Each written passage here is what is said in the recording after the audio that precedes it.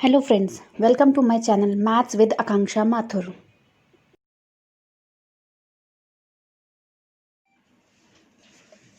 Question number 2. Solve the problem given in example 1. Example 1 में क्या दिया है वो हमें प्रॉब्लम सॉल्व करनी है. देखते हैं एग्जाम्पल 1 हमारा कहाँ है. 71 पेज पे. इसका फर्स्ट क्वेश्चन है John and Jivanti together have 45 marbles. दोनों के पास कितने थे? 45 marbles. Both of them lost 5 marbles each and the product of the number of marbles they now have is 124. सबसे पहली बात, जॉन और जीवंती के पास टुगेदर 45 मार्बल्स है. जॉन और जीवंती के पास एक साथ कितने थे? 45 मार्बल्स. सपोज करो जॉन के पास x थे तो जीवंती के पास कितने होंगे?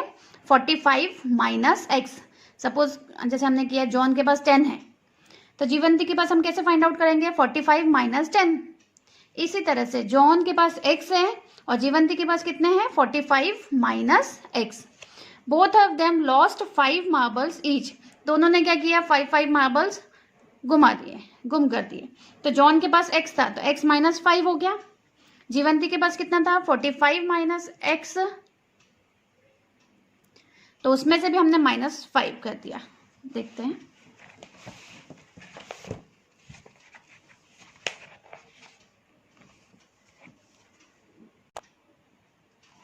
Late the number of marbles John be x. John के पास कितना है? x है. तो जीवंती के पास कितना हुआ? 45 माइनस x. और उन दोनों ने क्या किया? 5 लॉस्ट कर दिया, गुम कर दिया. तो both of them lost 5 marbles. Then number of marbles with John कितना हो गया? x था, उसमें से 5 चला गया तो x माइनस 5. इसी तरह जीवंती के पास क्या हुआ? 45 माइनस x था, उसमें से 45 माइनस x माइनस 5 कर दिया तो कितना बचा उसके पास? 40 माइनस x. अब उस क्वेश्चन में नेक्स्ट लाइन क्या लिखी है? The product of number of marbles they now have is 125. दोनों के जो मार्बल्स है जो दोनों के पास, उनका जो मल्टीप्लाई करते हैं तो कितनी वैल्यू आ रही है? 124. We would like to find out how many marbles they had to start with. हमें फाइंड आउट करना है उन्होंने स्टार्ट किससे किया था. चलिए, दोनों का प्रोडक्ट करने पे जितने मार्बल्स उन लोगों के पास हैं उसका प्रोडक्ट करने पे कितनी वैल्यू आ रही है? 124. अब ये आपको सॉल्व करना आता है.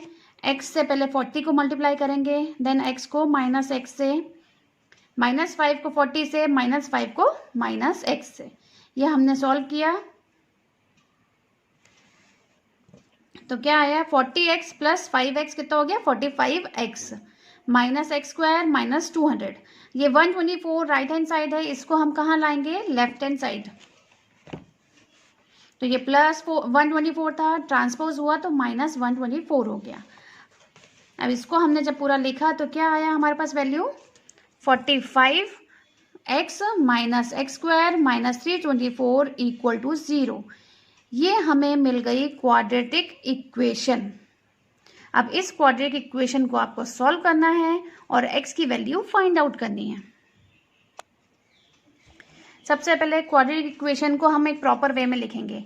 आज कैसा होता है proper way? ax square plus bx plus C equal to 0. यानी x स्क्वायर का जो होगा वो पहले आएगा, फिर x आएगा, देन कांस्टेंट आएगा.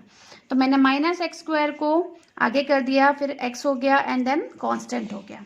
अब इसमें से इन सब में से आप चाहें या ना चाहें, जैसा भी आपके ऊपर है, -1 हम कॉमन ले सकते हैं क्योंकि पहला वाला माइनस है. -1 मैंने कॉमन निकाल लिया सब में से, तो हमें इक्वेशन क्या मिली? x square minus 45x plus 324. सबके साइन चेंज हो गए और -1 कहाँ चला जाएगा? 0 के नीचे, यानी डिवाइड हो जाएगा. 0 अपॉन -1 0. तो ये हमारी इक्वेशन रेडी हो गई. अब इस इक्वेशन को हमें सॉल्व करना है. मैंने आपसे पहले भी कहा कि x स्क्वायर का जो कोफिशिएंट होगा और कांस्टेंट, इनका मल्टीप्लाई करने पर जैसे कितना आ रहा है? 324. अब इनका प्लस या माइनस करने पे इस तरह से वैल्यू आनी चाहिए कि 45 हो और मल्टीप्लाई करने पे क्या आना चाहिए? 324. अब 324 को हमें एकदम सीधे से पता नहीं होता भाई कैसे ब्रेक करेंगे, तो हम सबसे पहले क्या करेंगे, इनका एलसीएम करेंगे, फिर हम इनका पेयर बना के चेक करेंगे किस पेयर से आपका वैल्यू आ जाती है 45। आप देखिए मैंने पहले ये दोनों पेयर लिए, 2 × 2 4, और इधर कितना है ये 81, 81 × 4, 81 × 4 करोगे तो 324 तो आएगा, लेकिन 45 नहीं आएगा।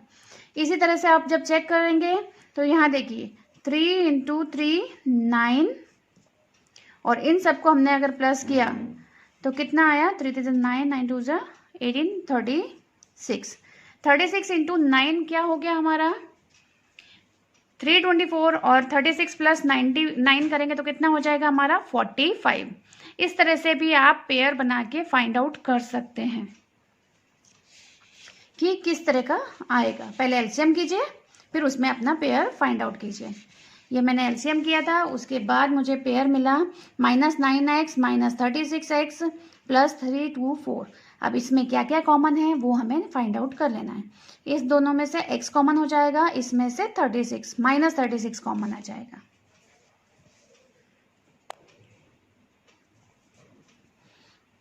x - 9 x - 9 ये हमने कॉमन निकाला, क्या बचा हमारे पास x - 36 = 0, x - 9 = 0 और x - 36 = 0। तो x = 9 आ गया और इधर x = 36 आ गया। यानी हमें जो दो रूट्स मिले वो कौन से मिले, 9 और 36। यानी जब x की वैल्यू, जब जॉन की वैल्यू 9 होगी तो जीवंती की क्या होगी, 45 - 9 करोगे तो कितना हो जाएगा 36। जब जॉन की 9 है तो जीवंती की 36, और अगर जॉन की 36 है तो जीवंती की 9 मार्बल्स होंगे उनके पास।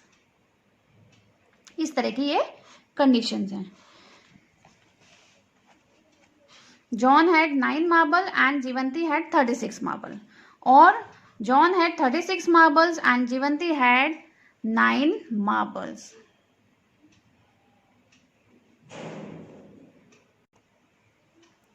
इसी का सेकेंड पार्ट है, a cottage industry produces a certain number of toys in a day.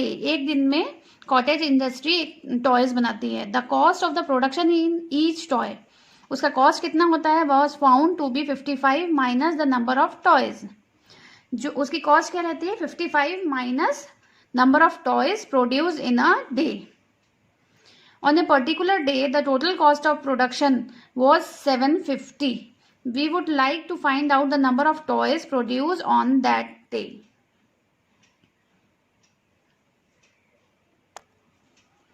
Let the number of toys produced on that day be x. उस दिन जितने प्रोड्यूस होते हैं टॉयज उसको हमने क्या मान लिया, x।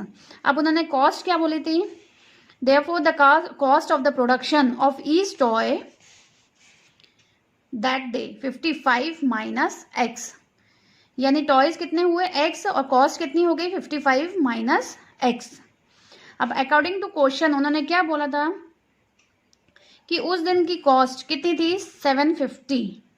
आप एक बात बताइए, एक टॉय और कॉस्ट, जब आपको बोला जाए कि भाई 5 टॉयज हैं और उनकी कॉस्ट 10 रुपीज़ है, तो आप टोटल कॉस्ट कैसे निकालते हो, 5 × 10, 5 नंबर ऑफ टॉयज हो गए और 10 क्या हो गया, कॉस्ट हो गई। तो इसी तरह से यहाँ पे टॉयज कितने हो गए x और कॉस्ट क्या हो गई 55 माइनस x।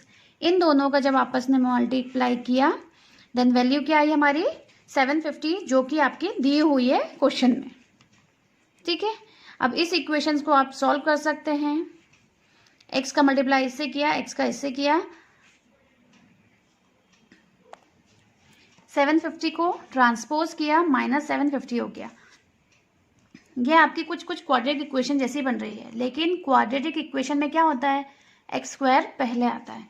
तो उस तरह से हमने इसको कंप्लीट कर दिया, -x² + 55x -750 = 0। लास्ट क्वेश्चन में भी हमने यही किया था कि फर्स्ट x² में हमारा माइनस आ रहा था, तो हमने क्या किया, माइनस कॉमन ले लिया था। तो -1 मैंने सब में से कॉमन लिया, तो इक्वेशन क्या बनी हमारी, x² -55x + 750 = 0। -1 नीचे चला जाएगा, हमारी इक्वेशन हमें क्या मिल गई, x² -55x + 750। अब इसको भी आपको उसी तरह से एलसीएम करके फाइंड आउट करना है कि आपकी वैल्यू 55 आए, और मल्टीप्लाई करने पे तो क्या आ रही है 750। देखिए 750 का हमने फिर एलसीएम किया, फिर अब इसमें हमें वो पेयर ढूंढना है जिससे वैल्यू 750 आए और प्लस और माइनस करने पे क्या आए हमारा 55x। चेक कर लेते हैं, पहले हम इन दोनों को देखें, 3 2 6 हो गया, और यहाँ ये कितना हो गया 125। 125 प्लस माइनस करने पे 55 तो नहीं आएगा। फिर हमने इन तीनों को ले लिया, कितना हो गया 3 2 6 6 5, ये हो गया आपका 30 और नीचे हो गया आपका 25। 30 इंटू 25 करोगे तो प्लस करने पे आपका कितना आ रहा है 55x आ रहा है। इसी तरह से आप पेयर फाइंड आउट कर सकते हैं। तो क्या हो गया -25x, और ये साइन डिपेंड करता है किस पे, इन नंबर्स पे। -55 था तो -25 -30 इन दोनों करेंगे तो -55 आ जाएगा। तो इसको सॉल्व करा हमने, इसमें से क्या कॉमन आ सकता है, x कॉमन आ सकता है, इन दोनों में से 30 कॉमन आ सकता है। x -25 x -25 कॉमन लिया हमने, फिर x -30 हमारे पास बच गया। अब इसको हम सॉल्व करेंगे, x -25 equal to 0, x -30 equal to 0, x equal to क्या हो गया ट्रांसपोज करके 25 और ये हो गया 30। यहाँ हमारे पास कौन सी दो वैल्यू आ गई, x की वैल्यू 25 और 30। So the number of toys produced on that day was 25 और 30, या तो 25 हुए होंगे या 30। अगर टॉयज 25 होंगे तो प्राइस कितनी होगी 30, और अगर टॉयज 30 होंगे तो प्राइस कितनी होगी 25।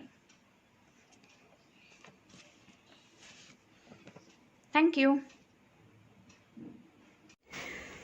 Thank you for watching my channel Maths with Akanksha Mathur.